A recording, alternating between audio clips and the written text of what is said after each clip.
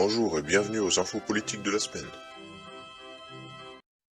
Cette semaine, Macron a fait un discours pour annoncer sa nouvelle politique suite au remaniement.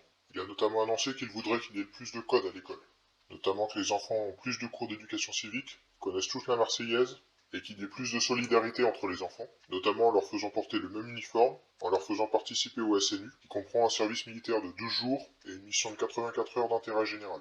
Il voudrait aussi rajouter une remise des diplômes à la fin du collège et du lycée.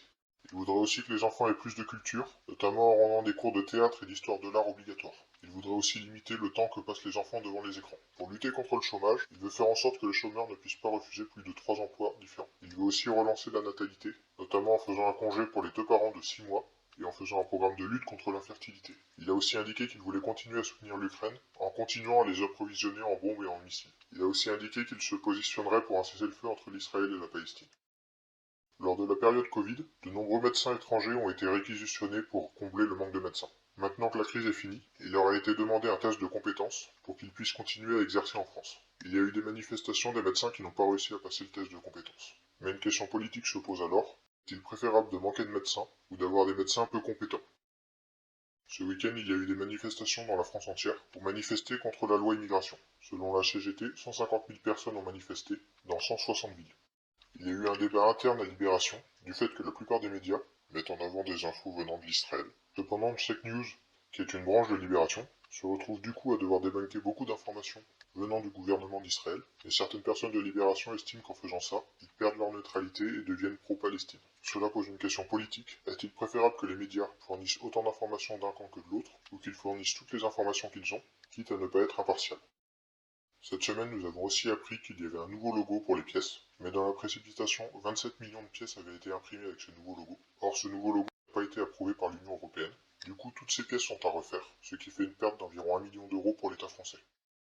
Cette semaine, il y a aussi eu des grèves des agriculteurs, et le gouvernement craint des complications pour le salon de l'agriculture. Cette semaine, une info est sortie comme quoi 3 gros trafiquants de drogue ont été relâchés pour vice de procédure. Les policiers avaient reçu l'information comme quoi un homme était sûrement un trafiquant de drogue. Le policier qui a eu l'information a alors recherché cet homme dans les archives de la police. S'en est suivi une enquête de 3 ans où les policiers ont récolté de nombreuses preuves. Cependant, le policier qui avait fait les recherches dans les archives de la police n'était pas autorisé. Du coup, toute l'enquête a été rendue invalide et ils ont été relâchés. Et vu qu'ils ont déjà été jugés une fois pour trafic de drogue, ils ne peuvent plus être jugés pour ça. Cela pose une question politique sur la justice et sur les vices de procédure. Un rapport est aussi sorti cette semaine, comme quoi l'Ukraine tirait au moins 5 000 obus par jour, et la Russie 10 000 par jour, alors que la France n'est capable de créer que 20 000 obus par an. Ça pose des questions sur la production militaire de la France. La police de Marseille a indiqué que 67% des délinquances qui étaient observées sur la voie publique étaient le fait de personnes qui n'avaient pas la nationalité française. Nous avons appris cette semaine que des pirates Houthis du Yémen ont essayé de faire couler des navires de marchandises occidentaux, sous prétexte de soutien à la Palestine. Ces pirates ont été arrêtés par l'armée américaine. Cependant, cela va faire que les navires occidentaux vont vouloir éviter de passer par le canal de Suez pour leur propre sécurité. Mais cela va leur obliger à contourner toute l'Afrique, ce qui risque de provoquer un coût important et des retards sur toutes les marchandises venant de Chine et d'Inde.